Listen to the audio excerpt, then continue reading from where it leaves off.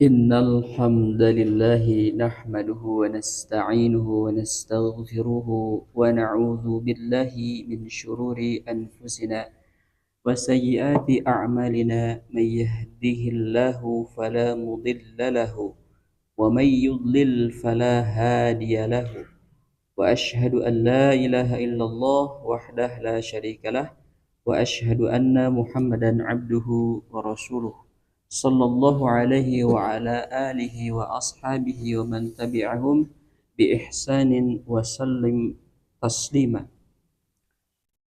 Para bapak jamaah sekalian, alhamdulillah pada kesempatan yang mulia ini kita masih di pertengahan Syawal, Dzulqa'dah, Zulhijjah. Mungkin janten pola engke kanggo tahun payun pembelajaran kita sebelum kepada ibadah-ibadah yang mempunyai kedudukan tinggi seperti saum, kemudian haji. Kita akan coba kaji 2 bulan sebelum gitu. Jadi terkadang ibadah-ibadah yang rutin kita lakukan itu tanpa persiapan ilmu. Makanya kalaulah tidak ada persiapan ilmu, maka seperti menjalankan ibadah biasa saja, tanpa ada ruh di sana, tanpa ada ilmu, tanpa ada jasad, hanya jasad saja. Maka dari itu, insya Allah ke depan buku ini menjadi panduan para bapak sekalian, dan rezekinya tepang deh serang saya alusaimin deh iba. Jadi upami ieu teh ternyata banyak dari karangan-karangan Syekh Al-Utsaimin. Silsilatul Muallifati Fadilatul Syekh ieu nomor 20 tanu kamari majalis Syahri Ramadan teh 28. Jadi ternyata banyak karangan dari Syekh Al-Utsaimin dalam panduan-panduan keilmuan. Nah, ieu teh masuk pada kategori fikih. Ada bab tentang akidahnya, ada juga janten para bapak tidak sulit untuk mendapatkan buku panduan. Kemudian majalis Syahri Ramadan kita tekadkan untuk jadi utang. Jadi utang supados bukuna tiasa kanggo deui sasih payun ge tahun payun Ramadan urang tepang deui. Jadi ada satu semangat untuk kita bisa menjalani tiap harinya, tiap pekannya, tiap bulannya, dan tiap tahunnya untuk mengejar betul-betul ibadah gitu. Nah, ini hal yang jarang yang kita lakukan ketika kita punya satu visi ke depan 5 tahun, upami pejabat mah aya 3 tahunan, aya 5 tahunan. Urang mah anu ngaos kedah aya visi teh kanggo satahun kapayun mah urang ngaringsekeun buku majalis Syahri Ramadan. Berarti sisa berapa yang tersisa babna dina 30 bab masih kene aya 8 10 nya. 10 sanamanya. 10 nembe kabahas 20 majelis, 20 majelis. Nah, mudah-mudahan diparengan ku umur sareng ku kasehatan sadayana. Para jemaah sekalian, hari ini kita masuk ke satu panduan. Jadi itu rada rawasan Pak ngaosna kanggo abdi. Duka kanggo bapak. Cuman ayeuna level katilu Pak jadi botak. Jadi gundul. Jadi gundul aja. Jadi leres Pak, ya tahapan level Bapak untuk kajian ketiga adalah terbiasa berhadapan dengan literasi Arab yang tanpa harokat. Gitu. Nu harokatan mung Arab Quran hungkul kayak di lebet. Nu aya harokatan mung aya Araban Quran hungkul. Mudah-mudahan tidak tidak menjadi putus semangat ya dalam pembelajaran. Jadi nanti panduannya upami panduan dari pesantren mah. Jadi guru itu membacakan satu kalimat, kemudian santri teh ngaharokatan. Jadi dibacakeun heula, santri teh ngaharokatan gitu ya. Terus nu kaduana baru diterjemahkan, baru dilogat. Tapi kanggo para bapak mah harus naik level Pak pembelajaran. Karena yang disampaikan hari ini adalah bukan pada level itu, tetapi level inti yang didapatkan. Itu para bapak mah. Jadi kajiannya adalah apa nih maksud paragraf ini yang bisa didapatkan. Nah, kira-kira itu menjadi panduan pembelajaran level 3 khusus tentang kitab Manasikul Haji wal Umrati wal Masyru'u fi Ziyarah. Manasik haji dan umroh wal masyru' dan hal-hal yang disyariatkan fi ziyarah dalam ziarah. Manasik itu dari kata nasaka ya. Jadi nusuk. Jadi mansak teh jadi cara ibadah. Jadi manasik itu ritual jadinya. Manasik teh jadi ritual. Aya inna sholati wa nusuki itu. Inna sholati sesungguhnya salat saya. Ya salatku wa nusuki ibadahku. Gitu. Jadi kadang Pak Bapak sering salat, gitu keluar Pak. Keluar deh. Oh, deh. Bapak sering salat, Bapak sering ibadah kanggo saha? Ada ya Pak. Kanggo saya deh. Kanggo saha? Untuk siapa Bapak salat? Kemudian ibadah Bapak, kemudian hidup Bapak, kemudian meninggalnya Bapak untuk siapa? Untuk siapa cik? Untuk Allah ya. Tetapi ketika perjalanan untuk Allah, ayah weh untuk manusia nanya. Ayah ada saja. Kenapa? Karena untuk menjadi lillah itu kedah berurusan dengan linnas dulu Pak. Ulangi ya. Jadi ketika berurusan dengan lillah itu kita harus dihadapkan dan diuji kepada hal-hal tentang linnas. Ya. Sekedik benarnya contoh nama ke masjid, aduh bisa harung sedayana itu kemana? Arisin kan kadang begitu yang pertama kali orang untuk bisa rajin sholat kan tinggal helanya, tinggal kebiasaan Masjid Al-Kausar disarung gitu ya. Kan ada juga masjid yang di sarung di celana panjang celana panjang jika pagi kita di gamis kan itu menjadi kebiasaan terhadap masjid tertentu kan. Orang yang pertama kali melihat itu dan nembean badai sholat kan harus menyesuaikan ya, menyesuaikan. Artinya ketika kebiasaan itu dilakukan di satu tempat, maka orang yang baru belajar kan menyesuaikan. Nah, pada dasarnya itu hal yang tidak menjadi apa-apa, tidak menjadi hal yang tidak boleh, tidak. Tetapi pada intinya adalah masalah aurat di situ, ya, masalah. Nah, hal-hal seperti itu ya yang harus menjadikan bahan kanggo diilmui. Makanya tina surat tahun tah baiki wala taqfu ma laisa laka bihi ilmun. Ali Imran gitu teh. Dan janganlah engkau mengikuti sesuatu yang di dalam mengikutinya belum ada ilmunya. Itu. Tahu. Akhirnya pertanyaan, dari Bapak ibadah mengikuti kebiasaan orang atau dengan ilmu? Bertahap kan? Bertahap. Makanya tahapan-tahapan itu ketika Bapak pada level sekarang, tingkatkan levelnya untuk memantaskan dengan ayat yang tadi. Wala taqfu ma laysa laka bihi ilmun fala tuti'huma. Nah, ayat ini menjadi dasar tentang ilmu ya, tentang ilmu. Segala sesuatu yang ibadah yang kita lakukan harus dengan ilmu. Tetapi dalam ilmu juga jangan lupa di dalam ilmu itu ada yang akan memberikan keberkahan dalam ilmu, yaitu ada mawayahna.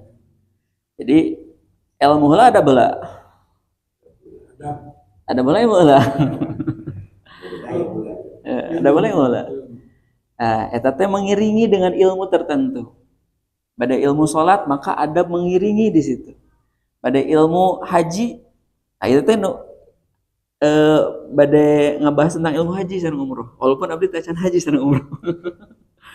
Anu Bapak anu tos kantos haji sareng umroh, di sini bahannya adalah bahan literasi dulu.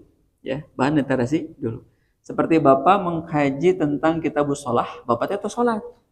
Bapak sholatnya tos puluhan tahun. Akhirnya nggak diajar kitab sholat. Apakah berhenti tidak mengkaji kitab sholat? Kan tidak. Gitu. Makanya nanti dalam syariat dari segi tempo ada syariat yang temponya dalam satu hari satu malam 5 kali. Salat namina. Ada dalam satu kewajiban yang dilakukan oleh umat manusia 1 tahun 1 kali. Saum namina. Ada yang dilakukan yang disyariatkan Allah kepada manusia ditujukan kepada semua manusia itu seumur sekali. Haji namina gitu. Haji namina eta ge ditambihan. Anan kana teh mun kawasa dia jalan. Arabna kumaha bagi? Mastata ilahi sabila istato'a ilaihi sabila. Tuh demelan gitu lamun kawasa di jalana gitu. Haji. Itu bahasanya upami gaduh artos. Tapi nu teu gaduh artos biasa ka haji? Biasa gitu. Jadi bentuk kawasa di jalanan teh bisa jadi orang yang tidak punya uang juga bisa ke haji, tetapi ada juga orang punya uang banyak dugi kenta sama Masjid Al-Kausar tetiasa tampung tapi teu haji-haji. Berarti sanes istato'a ilahi sabila. Da ibadah mah sanes fisik. Ulang ya, ibadah mah sanes fisik ditujukannya. Namanya ibadah mah ditujukannya kepada ini dulu, hati dulu. Ya, ketika hati sudah banyak, sudah terilmui dengan ilmu, motivasinya kuat, maka akan merubah nanti pola pikir. Gitu. Maka ayeuna teh orang nuju masuk ke ranah nalar dulu, Pak. Ranah nalar dulu, dapatkan ilmunya, apa yang menjadi suatu ketetapan dan syariat Allah dan Nabi-Na, simpen tina hati, tina mana. Itu eta namina ketaatan. Da hakikat ibadah mah sadaya hakikat ibadah tuh hiji Pak. Ketaatan. Taat gitu. Aya naonnya seueur lah contoh namanya. Jadi hari ini adalah badai wudu, badai sholat, badai haji, badai saum. Pada dasarnya hakikat ibadah itu adalah taat atau tidak. Itu. Nah, sekilas tentang judul ya, manasikul haji wal umroh. Ya, haji umroh. Al-haji al-umrota nanti kita akan bahas secara kebahasaan, Mbak ya. Kebahasaan dari ranah linguistiknya. Karena kalau tidak dibahas dari segi linguistik akan sulit untuk memahami. Kemudian tina daftar isi, jadi di daftar isi itu di halaman terakhir Pak 173 Bapak akan saya berikan gambaran secara umum dulu ya. Jadi logika berpikirnya dari umum ke khusus ya. Itu ya. Jadi kalau upami Bapak belajar dapatkan logika berpikir. Ulang ya. Upami Bapak diajar di kampus, diajar di masjid, diajar dalam tempat-tempat yang lain, dapatkan dulu logika berpikir yang berbicara. Upami tos didapatkan logika berpikirnya, itu nanti akan mudah menyerap. Gitu. Kan langkah-langkah seperti kajian-kajian pesantren-pesantren, khususnya pesantren tradisional maupun modern, itu kan sudah kita lewatin di langkah pertama. Jadi ketika mengkaji di depannya harus ada buku, gitu. Terus ayat seratan pulpen atau pensil, itu ya untuk tahap pertama. Maka tahap kedua tingkatkan Pak. Jadi dapatkan dulu logika berpikirnya apa. Nah, jadi ada 10 pasal. Pasal teh upami di bahasa undang-undang ya pasal. Ya, faslun itu kelas. Ya, fassola jadi merinci, upami di tasdidan jadi merinci faslun. Tapi yang dimaksud faslu di sini adalah bab. Jadi nanti dalam penyusunan buku ada bab, Pak. Ya, ada bab.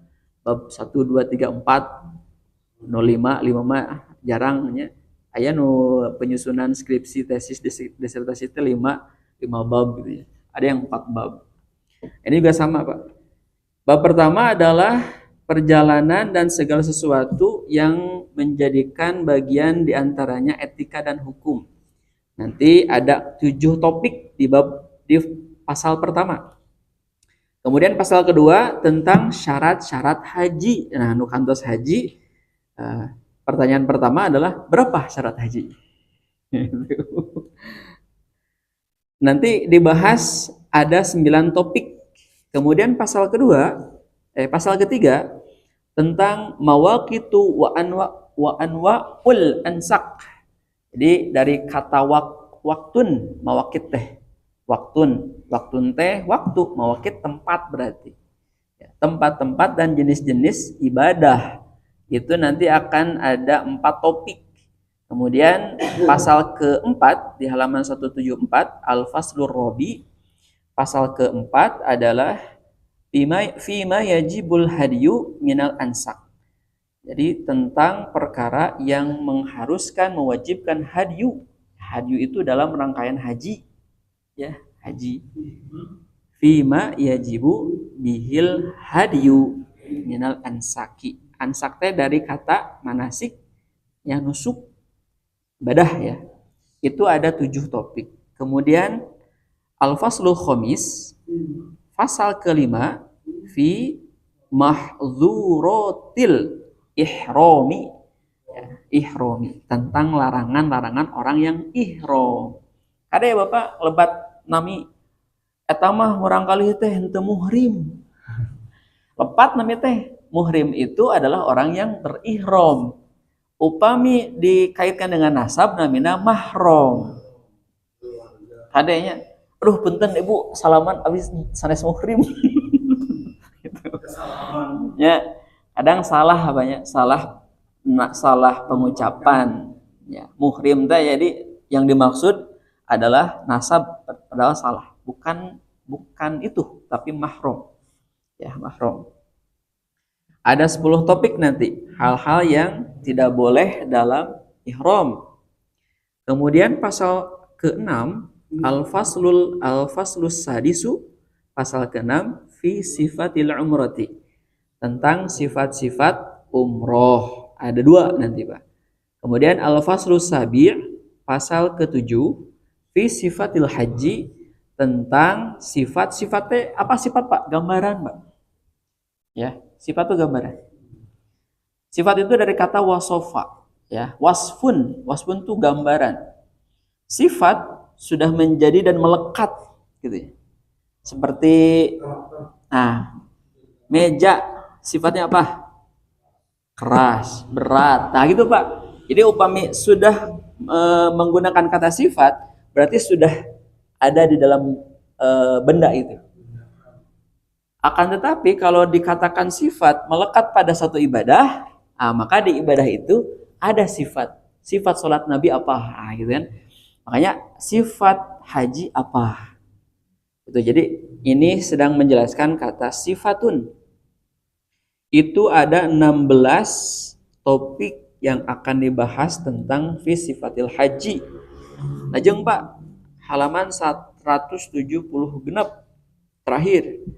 Al-Faslus Tsamin, pasal ke-8 tentang kewajiban dalam haji. Apa kewajiban haji?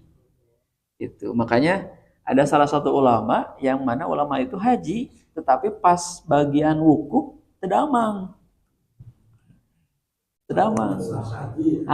Sah henteu hajina? Henteu. Justru haji itu puncaknya dina wukuf, Arafah, al-hajju al-arafata gitu. Al-wukuf. Makanya ada tos haji, tos angkat, tetapi kata beliau dulu saya wukuf sakit dan tidak melaksanakan wukuf di Arafah. Pertarusannya gimana badal ya? Apakah ada dalam badal haji? Mudah-mudahan ayah bahasan didinya. Walau kada walar banyak, tapi tacan baca. Bacaan baca. Terus 10. Oh, salapan. Salapan tadi ya? Bitasi. Al-faslu tasi'u, pasal ke-9 adalah kesalahan-kesalahan sebagian yang dilakukan oleh para orang-orang yang melakukan haji. Kesalahan naon tah? Kade gitu. Jadi Bapak hari ini kuatkan doana ya, karena apa namanya? Kan orang masuk teka gambarnya, haji bujung-bujungnya beli haji artis kita gaduh kan kadang gitunya. Sekarang kita pantaskan dulu dengan ilmu. Ya. Pantaskan dulu dengan ilmunya, ya nanti dengan cara-cara yang Allah pilih apa ya. Jadi nanti Bapak cara-cara haji kayak benten-benten, Pak. Dugikan kayak ayat singkatan kan. Haji kusasi. Dikatanya nah gitu. Terang nih Bapak. Habis itu terang. Nah, oh gitu. Nah, nanti ada cara-cara haji gitu ya. Wallahu alam kayak bahasa. Tetapi Sunda mah lekat dengan kirata, Pak. Ya. Kira-kira nyata dan memang betul terjadi. Nah, ada sebagian kesalahan yang dilakukan oleh para jemaah haji. Ya. Nah, kita akan bahas. Dan terakhir ke-10, pasal ke-10 itu tentang ziyaratil Masjidin Nabawi. Ziarah kepada Masjid Nabi. Terus ke gambar. Itu ya, ayat 10 pasal. Nah, gitu. Kurang awitan, Pak. Di halaman ke-7. Oh, gini kan ayah, jadi muka di mah. Abi tebih-tebih ka pengger. Nah, di muka di mah halaman 5 atas dipedarkan tadi, Pak. Al-faslul awal, al-faslul sani, ya, al-khamis juga ke halaman ke-6. Nah, kemudian Syekh menutup pengantarnya dengan waqad adofana ilaiha al-as'ilah muhimmah fi hadhil mawdu'at. Syekh juga di dalam risalah ini menambahkan pertanyaan-pertanyaan penting pada topik-topik yang ada di dalam ini. Dan Syekh juga meminta kepada Allah, as'alullaha ayyaj'alaha khalisatan liwajhihi. Saya memohon kepada Allah Subhanahu wa taala menjadikan risalah ini adalah sesuatu yang ikhlas, kepentingan ini kepada Allah Subhanahu wa taala. Gitunya saking ikhlas Nabi biasa nggak-download. Aduh Masya Allah. Atau nuhun pemi tepang sering saya Al-Utsaimin ya. Wa ayan fa'abiha innahu jawadun karim. Ternyata saya juga mengutarakan semoga bermanfaat risalah ini karena tiada bermanfaat risalah ini kecuali innahu jawadun karim. Sesungguhnya ada Allah Subhanahu wa taala yang Maha Dermawan dan Maha Baik. Gitu. Deui Pak. Jadi ilmu teh da nu gaduhna Allah Pak nya. Deui nu gaduhna Allah. Jadi hari ini kita mendapatkan suatu pelajaran penting bahwasanya ulah ngagulkeun ilmu ku kasombongan. Itu upami orang sombong ilmu bakal teu araya. Maka dari itu kuatkan, luruskan niat kita Pak. Ya, niat kita adalah memantaskan untuk belajar belajar terkait tentang ilmu manasik haji dan umroh. Baik, kita masuk pada al-faslul awwalu. Fis safari wa syai'un min adabihi wa ahkamihi. Tentang perjalanan dan beberapa yang terkait dengan adab-adab safar dan aturan-aturan safar. Ini topik umum dulu. Jadi upami Bapak anu sok sering bepergian, ya di sini dijadikan salah satu pasal pertama, ya bagaimana adab dan aturan-aturan dalam safar. Apa itu safar? Safar itu adalah mufariqatul watani, adalah meninggalkan tanah air. Di Bapak safar keluar di bumi safar Pak, gitu ya. Jadi sesuatu yang ketika Bapak keluar meninggalkan tanah air di bumi misalnya, di bumi tempat di mukim ya, keluar dari mukimnya itu adalah safar. Makanya setiap keluar niatkan safar Pak. Wa yakunu li aghradin katsiratin, dan hal ini juga bisa dilakukan untuk berbagai tujuan. Pada tujuan silaturahim, dikaitkan dengan tahunan mudik gitu ya, dikaitkan dengan perjalanan dinas. Nah, itu diniatkan safar. Diniyatun wa dunyawiyatun, baik urusan dunia dan agama. Wa hukmuhu, dan hukum safar. Ya. Hukmul ghordi alladzi unsyi'a min ajlihi. Jadi hukum itu maksudnya adalah satu hukum putusan untuk tujuan yang mana tujuan tersebut pembuatannya untuk peraturan tersebut, gitu ya. Jadi adanya hukum itu dibuat untuk mengikat peraturan yang mana peraturan itu menjadikan hukum apa yang ditujunya. Jadi upami safar, nah itu ada hukum-hukumnya, ada aturannya. Fa in unsyi'a li ibadati kana ibadatun. Nah, apabila suatu hukum itu dibuat untuk ibadah, gitu, karena ibadatun, maka itu masuk ibadah. Jika kemarin Pak, upami sarung ngajantenkeun satu yang melengkapi ibadah salat, maka jadi hukum. Itu. Tetapi bukan bentuk sarungnya, tetapi yang menjadi ukuran adalah menutup auratnya. Jadi kepentingan dalam menutup aurat di dalam salat, apapun itu, sarung, gamis, celana, dan yang lainnya, maka menjadi hukum. Gitu. Nah, tetapi ya mah khusus tentang haji, kasafaril haji wal jihadi, seperti safar dalam haji dan jihad. Ya, makanya anu ayeuna ditugaskan sebagai penjaga perdamaian di Libanon, terus Nabi Day 7-nya. Nabi Day 7 teh kan dua di Ranjau. Soalnya mah aya lameh deui berarti. Oh, tilunya. Nah, tanu kita teh sami kedah diniatan safar. Ya gitu. Jadi jihad.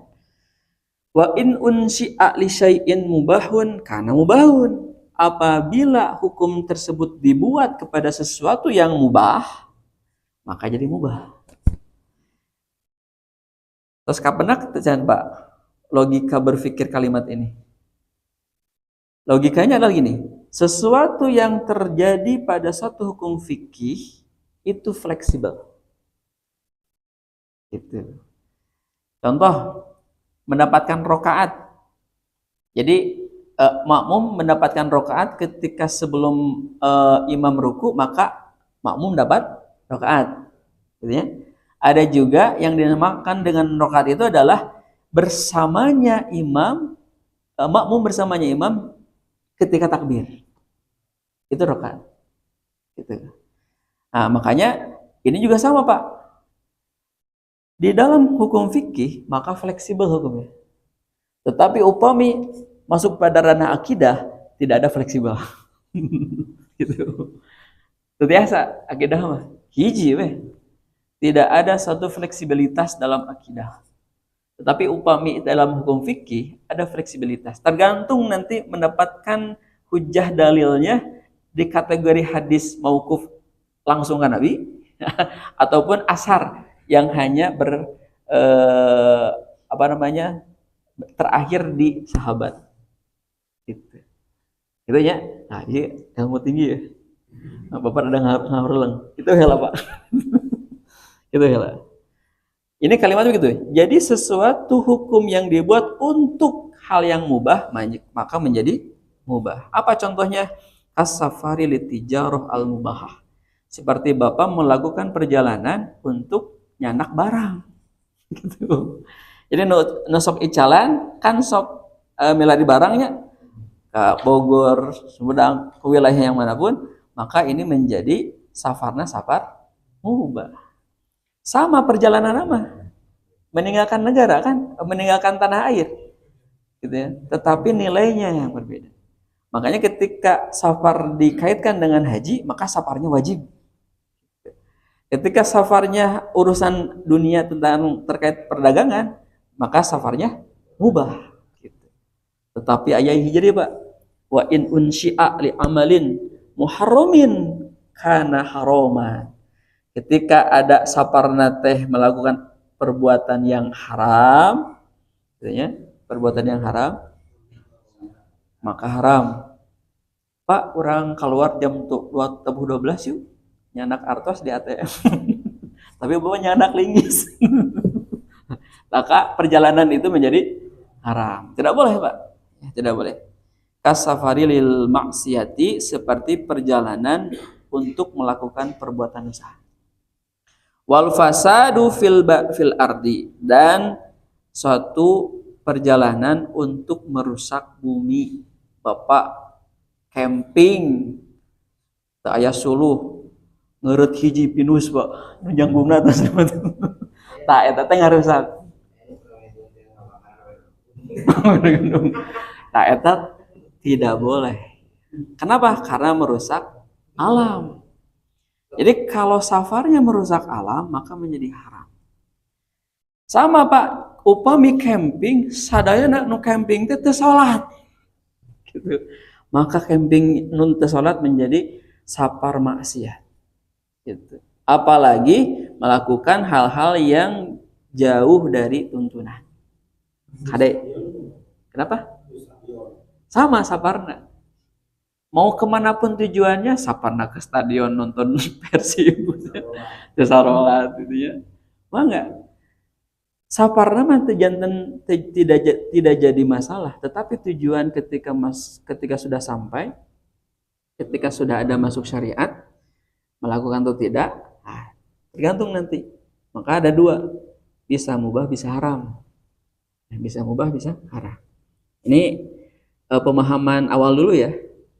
Nah, kemudian wayan bagi liman safarolil haji au ghairihi, maka mesti bagi mereka yang bepergian safar untuk haji atau hal yang lainnya, minal ibadati, di antara ibadah, ayan bagi bimayali, maka semestinya memperhatikan beberapa hal ini.